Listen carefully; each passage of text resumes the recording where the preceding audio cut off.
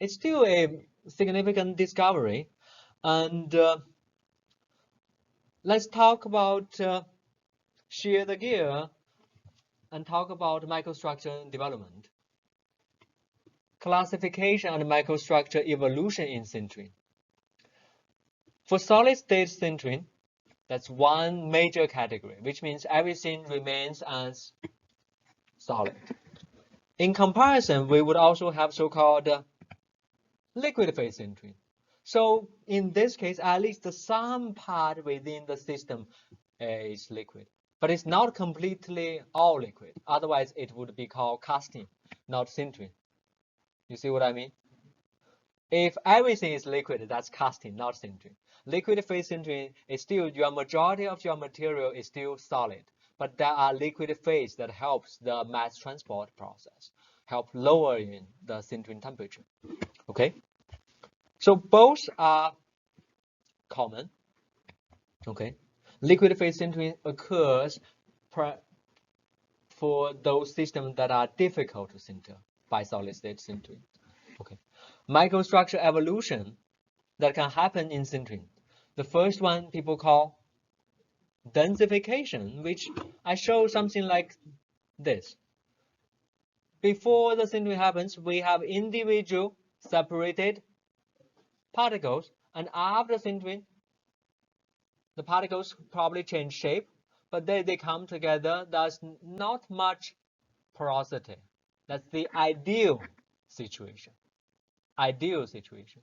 Okay, remember we said 3 green come together. Okay, 120 degree. Okay, and then the bonding particles with elimination of pores. We want to get rid of the interparticle porosity. Another type of structural evolution that quite often occur at the same time is called green growth. Okay, which is I have, let's say, sintered or completely sintered particles, green size, certain dimension.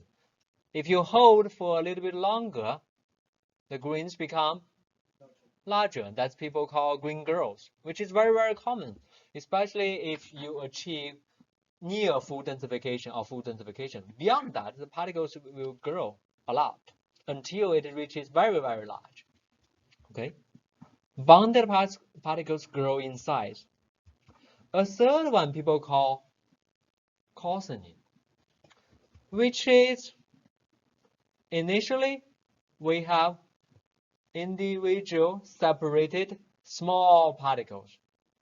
After heat treatment, I have pretty much separated large particles, but I have not really eliminated pore between them, which means initially my sample is weak. After that, my sample is still pretty weak in mechanical properties. Initially, it's leaky. This one is still leaky. You put water, it's still leaky. Make sense? So coarsening, growth of particles without much elimination of pores. Okay. So in typical sintering process, involve all 3 of them.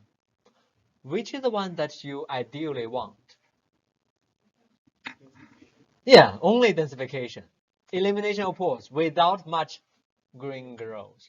But in reality, of course, towards the end, you have a lot of green growth. And of course, even before you eliminate the pore, you would also at the same time experience coarsening.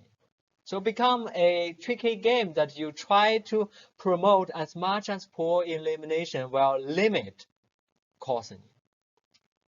But it's difficult. It's tricky. I'm going to talk about why in a